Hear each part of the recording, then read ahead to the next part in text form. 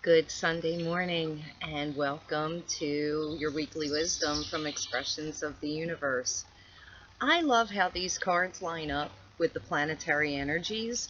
They always seem to work out. I don't know if you've been looking at my daily cards, but they really have been lining up with the planetary energies. And what are they? So the sun entered Gemini last week. We had a full moon.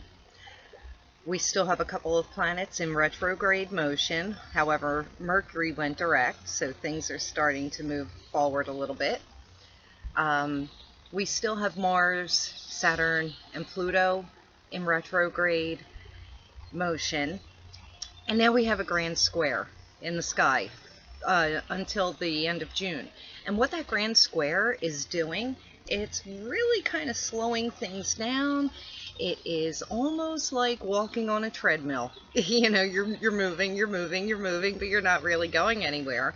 That's what this grand square is doing. And these cards that I picked for you this week really speak to that. So let's get to it. So the first card that I chose, of course, it's my angel card. I always like to do that. And it is vulnerability. I almost have to say that these cards are for me, but I'm sure it's going to resonate with all of you. I have a hard time being vulnerable. What this is saying is if you can allow yourself to be vulnerable and you put those walls down and you put those defenses down, you will really be surprised of all of the magic that can come to you. All of the different surprises and presents that can come to you when you put your defenses down. So just try it for this week.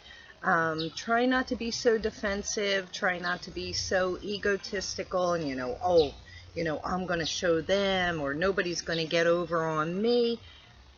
Just be nice. Be vulnerable a little bit. So I've been saying for the last couple of weeks that we really need to nurture ourselves. This is a time where we really have to take care of ourselves because of all of the planetary energy. And it's pretty cool that the crystal card that I drew today is, it's Larimar. I was going to say Lurcher. It's Larimar, but it's all about nurturing yourself, soothing yourself, salt bath time. Here in the Northern Hemisphere, we're coming into our summer, so things are warming up. I opened up my swimming pool this weekend. I don't know if you saw my ducks taking a dip. I do have a piece of Larimar. I only have small pieces of this. This is found in the Dominican Republic. It's the only place that you can find it. They find it in the sea down there. It is super soothing. I like to wear this with super strong stones because it kind of balances it. It's also really great for your throat chakra because it allows you to speak your mind. But take this time over these next couple of weeks to really nurture yourself. Give to yourself and do things for yourself so that you can be there for the people in your life. All right, so for the beginning of the week, the first card that I drew, it's number 2, and it's Yin. And what this card is saying is you need to sit back this week and allow somebody else to take over. Hand the reins over to somebody else. And just kind of, allow things to happen. You want to sit in an observer's position and just kind of monitor what's going on around you, monitor the motives of people around you, see who has your back. You don't want to take any action at this time. Remember, we're on that treadmill. We're just, in that perpetual hamster wheel, if you will. So just sit back and do some observation this week. What's pretty cool and interesting, I drew the next card, which is number 1, and it's Yin, but it's in the protection position.